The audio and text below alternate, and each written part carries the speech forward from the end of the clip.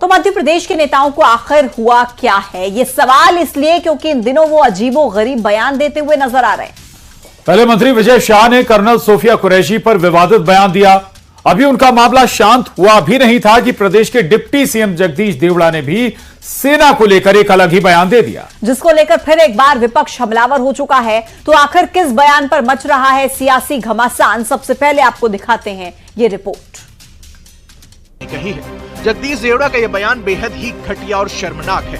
ये सेना के शौर्य और पराक्रम का अपमान है। जब पूरा देश आज सेना के सामने नतमस्तक है, उस वक्त हमारी जाबाज सेना के लिए बीजेपी के नेता अपनी घटिया सोच जाहिर कर रहे हैं। बीजेपी और जगदीश देवड़ा को माफी मांगनी चाहिए। इन्हें गजब बयान सामने आ रहे हैं। सवाल ये कि क्या मंत्री जी बोलने से पहले जरा भी विचार नहीं करते हैं? Bureau report, news 18।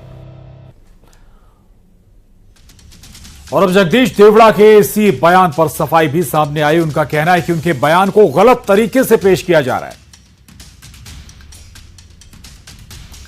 प्रभारी मंत्री के नाते ऑपरेशन सिंदूर के मामले में भी मैंने कहा और जो कुछ अभी हुआ है उसके बारे में मैं बोला था और मैंने ये कहा था कि देश की सेना ने जो काम किया है ऑपरेशन सिंदूर में, उसकी जितनी सराहना की जाए उतनी कम है।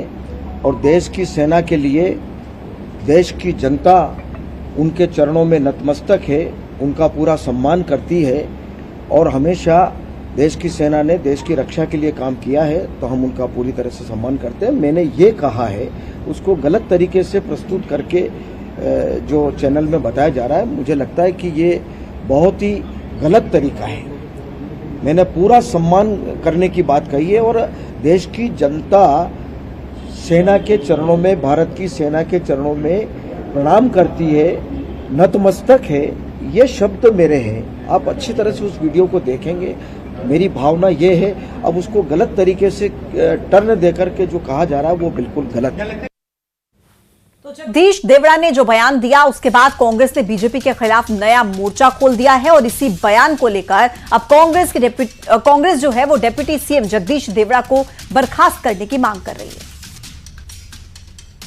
जिसने पाकिस्तान में घुसकर आतंकी कैंप निस्तो नाबूद किए, जिसने पाकिस्तान की रूह कपा दी, उस सेना के लिए कहना कि वो सेना किसी के चरणों में नतमस्तक है, ये पाप है। और ये पाप बीजेपी के लोग, बीजेपी के उप मुख्यमंत्री, उनके वरिष्ठ नेता लगातार कर रहे हैं।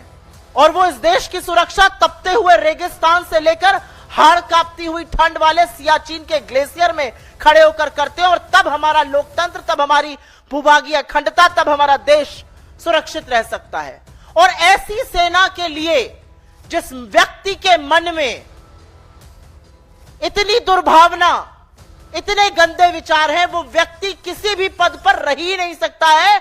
एक लोकतंत्र में उप मुख्यमंत्री रहना तो विचार के बाहर की बात।